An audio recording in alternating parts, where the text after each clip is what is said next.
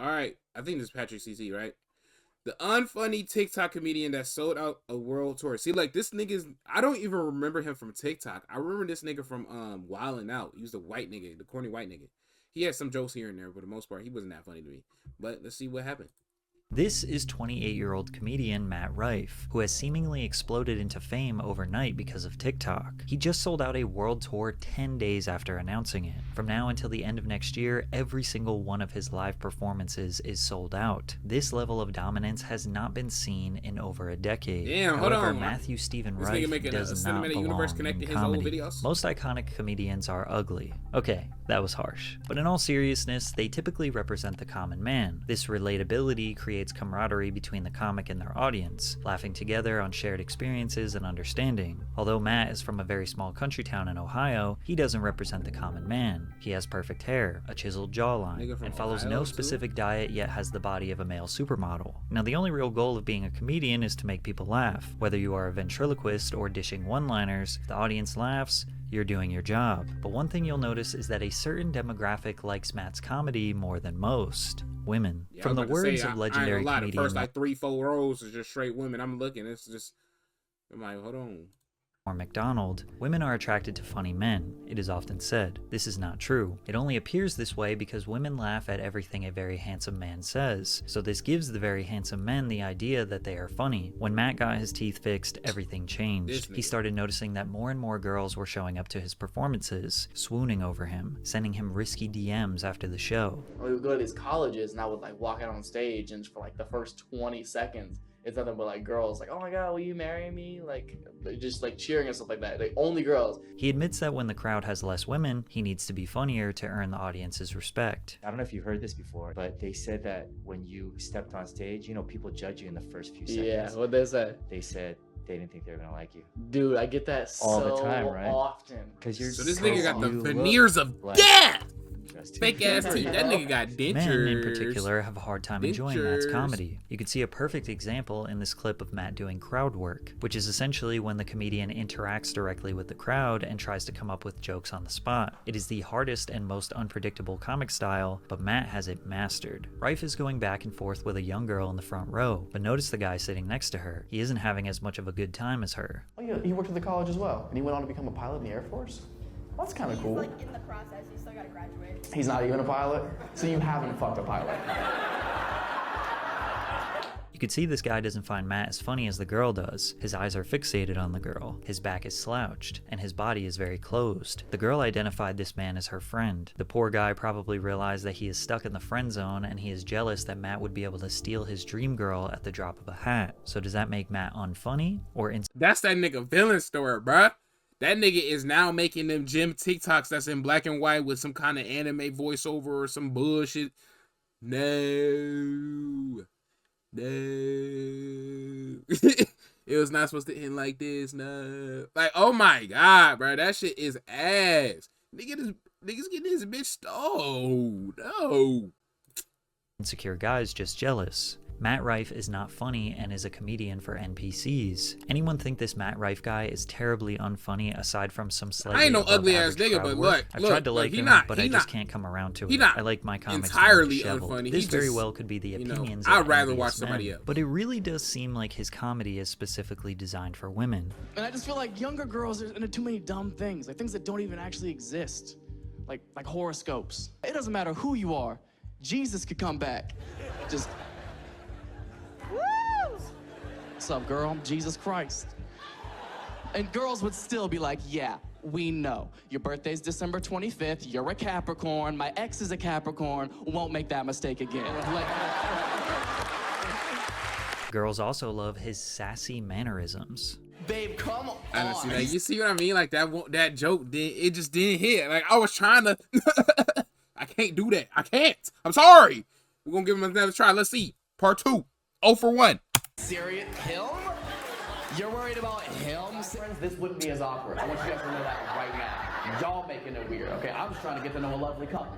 Stand-up comedy is definitely a male-dominated art form. A lot of men prefer a comedian who turns ordinary situations into intensely unrealistic anecdotes, one who tackles taboo subjects, self-deprecates, one who can skillfully immerse you into a story that is entirely fake but paints the picture so well that you can't decipher it from reality. Matt often reinforces the things that you already know about sex, relationships, and delivers it with a flamboyant tone, producing a combination of claps and laughs. Many people call Matt I wonder Rife who make me this laugh generation's faster, this Dane nigga Cook, or since Pete Dane Davidson? was very popular amongst women due to his Oh my looks, God. which is not an insult considering Dane Cook is the entire reason why Matt is who he is. On October 15th, 2009, 14-year-old Matt saw Dane Cook at the Nationwide Arena. That night, Matt decided he wanted to be a comedian. He crushed school talent shows and became the stereotypical class clown. He did keep his dreams of being a football player in his back pocket though. His college recruitment statement said, That nigga be "I am a running very routes." dast learner, with outstanding heart, ambition, Oh and my God, this nigga can't spell. He didn't want to put that bitch through Grammarly. Goddamn, like come on, bro.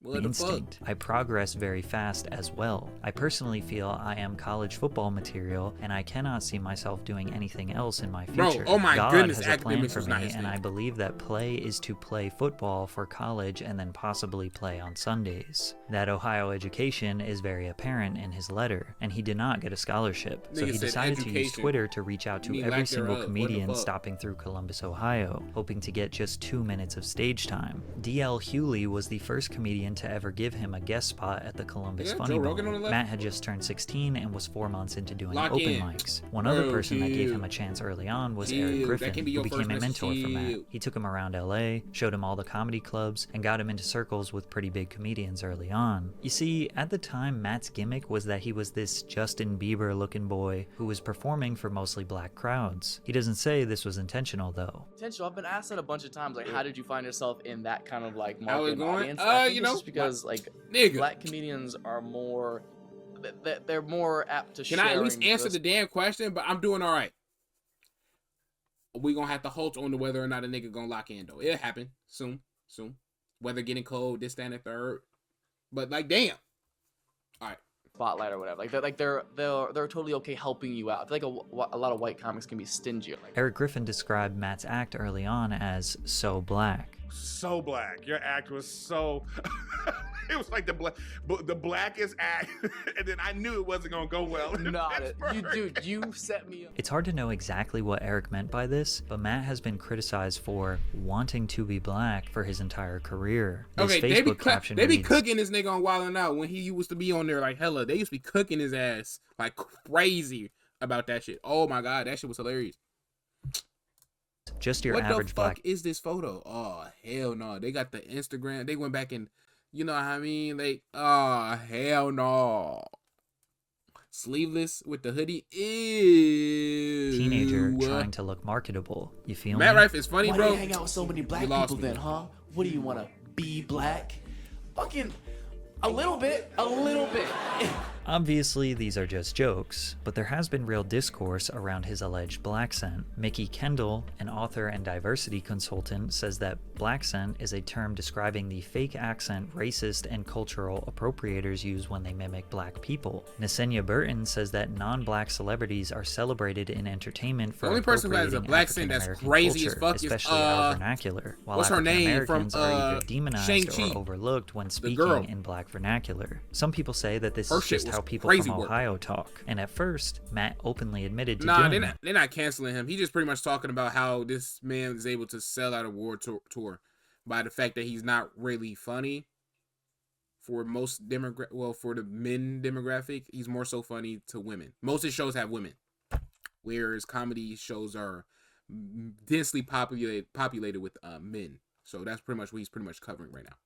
I said pretty much twice. really What the growing fuck? up and just with your comedy career in an urban club, you started like music cues. I'm like starting to talk black and stuff like that. I'm doing like mainly black room. But then readdressed the controversy a few years later. I love when white people accuse me of having a blaccent. First His of crowd all, work is you good. can't That is one sound black. thing that he Second, did give him if my props. voice echoes a props on. cadence or tone of a certain culture, that's due to my surroundings. CC. My apologies for not living my life exclusively around boring, corny white people. He has also addressed the alleged racism in his act. I'm not racist. If you look at the people who I hold closest in my life, the people I love most and would probably die for, you would see that they're black. Because of comedians like D. Ray Davis and Finesse Mitchell letting him be a feature act for them in 2012, Matt was discovered by his then manager, Gary Abdo, who owned the Uptown Comedy Corner in Atlanta, where Matt would spend all of his time practicing material. Comics who came to this club saw the potential in Matt. Mike Epps even took him on a short theater tour. This stint in the Comedy Corner wouldn't last long because one very important man became interested in Matt's comedy, Nick Cannon. Nick discovered Matt's talents in 2014 and added him to the Wild 'N Out roster for season 7. This was Wild 'N Out's 10-year anniversary and debuted to 4.4 million viewers, which is very high for 2015 TV standards. Nick Cannon's show has a history of giving promising new comedians platforms such as Cat Williams, Pete Davidson, King Batch, just to name a few. Oh my His Wild 'N Out God, status King helped Batch? him land his first acting role on Disney XD's Gamer's Guide to Pretty Much Everything, and with his newfound fame and consistent paychecks rolling in, he decided it was finally time to fix his teeth, giving him a ton of confidence and making the girls like this nigga look like he one of them Vine niggas, like them TikTok niggas. He be rocking out with Jacob Sartorius in this, like, what the fuck? 13th son, basically. Well, I mean, he was there before a couple of them, so I mean, probably, pretty much. Lust him more than ever. However, one girl was not very fond of Matt, Zendaya, which got him into some controversy on season 7, episode 4 of Wild 'N Out. Look, you're mixed. I want to be black. Let's make a lifestyle move. Spit that water out so I can get your number, please. I didn't touch it. She can handle herself. People thought Matt went too far by touching Zendaya's face and immediately checked him, but Zendaya never really said anything about the incident afterwards. As if 2015 couldn't get Zendaya was not trying to have no controversy around her name. She said, fuck that. any better for Matt, he finally got to meet and open for his idol, Dane Cook. Matt became a regular at the Laugh Factory in LA. He was added very consistently to big lineups, becoming a go-to host for acts like Chris D'Elia, Bobby Lee, Andrew Santino, Dane Cook, among others. This is common for comics to have a stretch of their lives just grinding clubs for years. Many people think Matt is just an overnight star, but he was very consistently doing stand-up alongside pros from 2015 until today, nearly a decade. In an unexpected turn of events, Matt was also asked to be the host of MTV's TRL during the 2017 reboot. TRL was a quintessential part of the early 2000s music scene. What corner of the screen am I on? I'm not even looking at my OBS. Okay, I'm in the bottom left. Okay. Pop culture. It was one of the most important shows for an artist to go on. No, I definitely agree. I just now MTV thought this reboot would have a strong hold on culture again. They were wrong, but it was more screen time for Matt and allowed him to make more. What the fuck? Are these the? Oh my god, bro! What is up with them? Ain't these the TikTok niggas? The twin niggas? I forgot what they. I don't know they shit. I don't know what twin. I don't. Why is every single picture of Ed Sheeran, this nigga just looks so like out of place? Like he looked like he was photoshopped in. What is this picture now that I'm really looking at it? Look at everybody on the screen right now.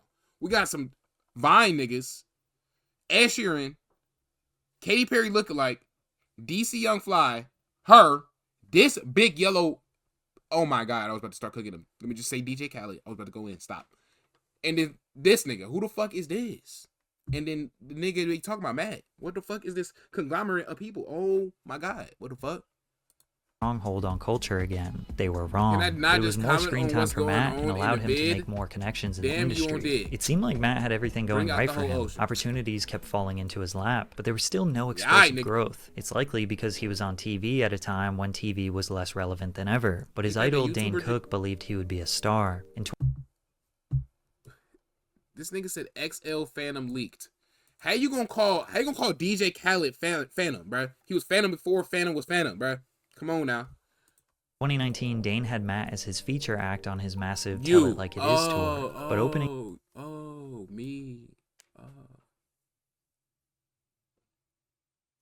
got me. You funny as hell.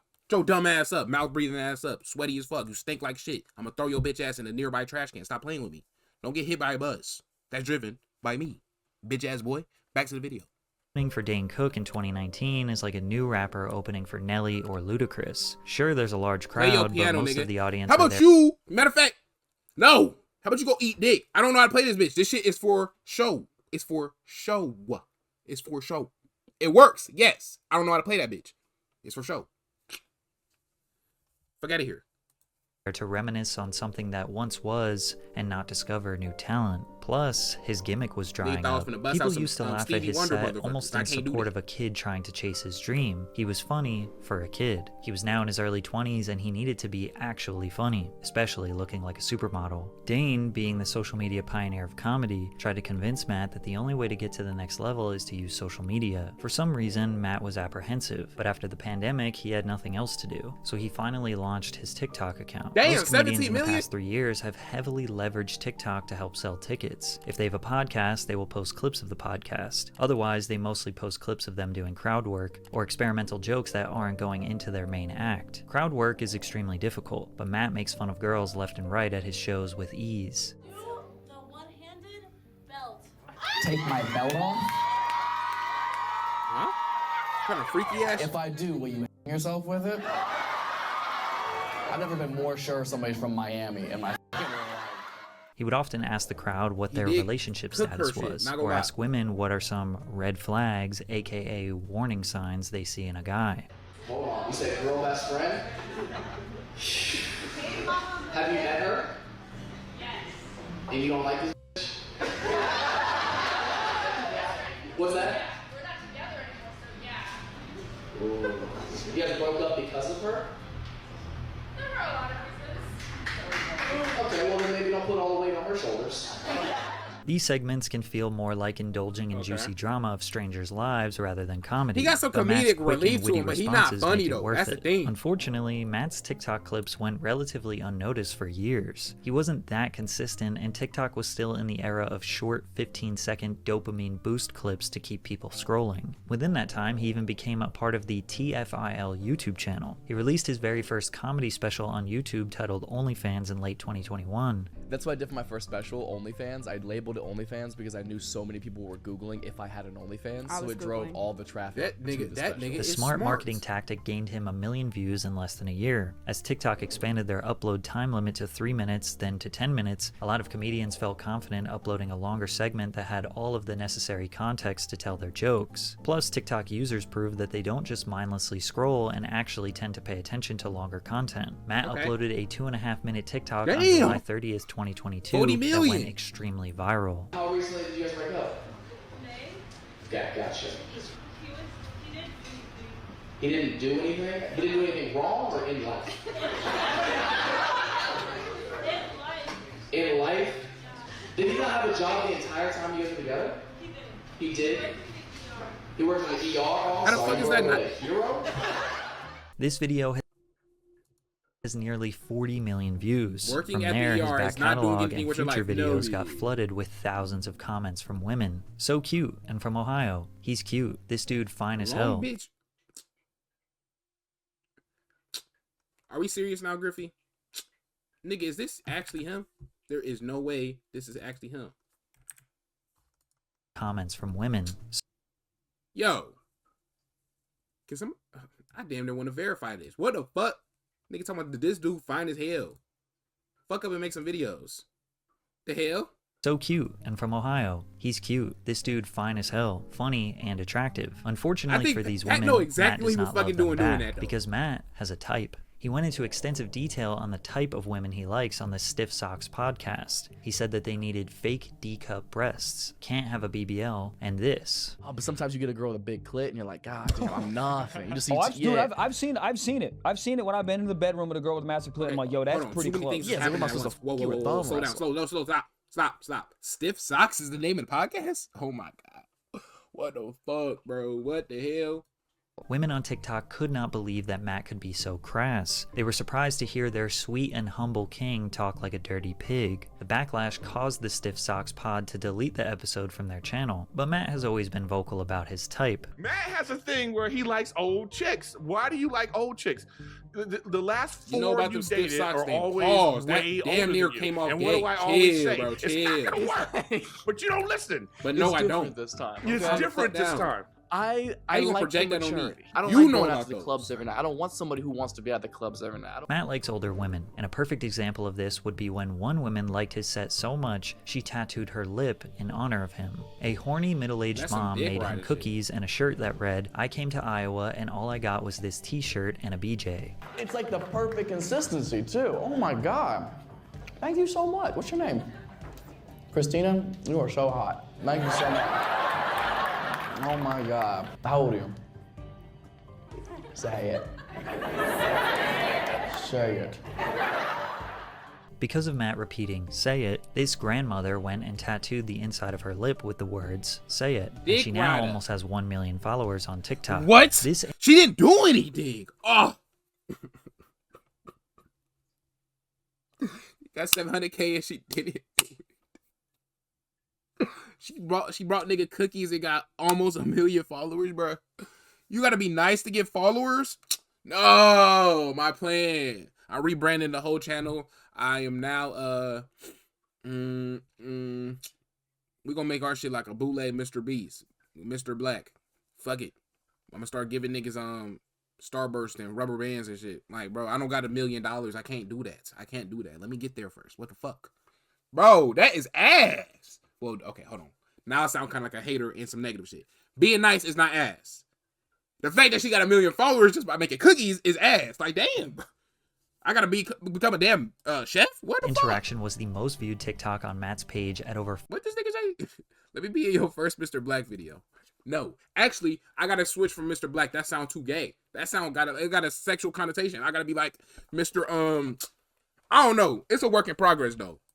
50 million views. It damn near Now could be everything he racist uploads too, earns so around we gonna 10 go ahead million and shelf that views. name. His TikToks are arguably more important than his specials at this point. Mr. Black, So he decided to do an that entire nigga's, crowd work special lineage titled lasted, Walking Red all but 2 Flag minutes. that absolutely exploded on YouTube. Often rappers and singers who go viral on TikTok have a hard time No, selling damn, you tickets hate to it for their real. live shows. For Matt, Why you always be trying to throw the hating?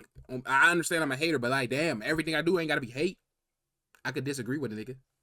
it's the total opposite. He announced his tour on June 5th, 2023. I wish for a world tour, bigger than anything I could have ever dreamed of. And I want it full, sold out, with people from across Niggas' the eyes are world green. who I just thought wanna his come shit was out, blue. have a His good shit time changing and colors. Nigga think he's His a wish chameleon or something. came true. Matt sold out over 150 shows all over the world just 10 days after the tickets went live. Every time he adds a new show, it gets sold out immediately. The only shows you can find tickets to are much larger venues, 5,000 to 10,000 seats. And he did this just 11 months after his first TikTok went viral. As much as Reddit That's when you know trolls and anything is angry men possible, want bro. to see his demise, everyone who has ever spoken about Matt publicly has said nothing but positive things. That's why Matt Rife making it doesn't, it makes me happy. Yeah. It makes me go, you know what, that kid deserves it. I'll be real, I hate Matt Rife, okay? Fucking hate him. I hate, look, here's the thing, man, like, he's super funny, and he's like the most beautiful man alive, and then on top of that, like, he's the sweetest person I've ever met. Like, most dudes that look like that are not that funny. Yeah, and most dudes that look like that are women.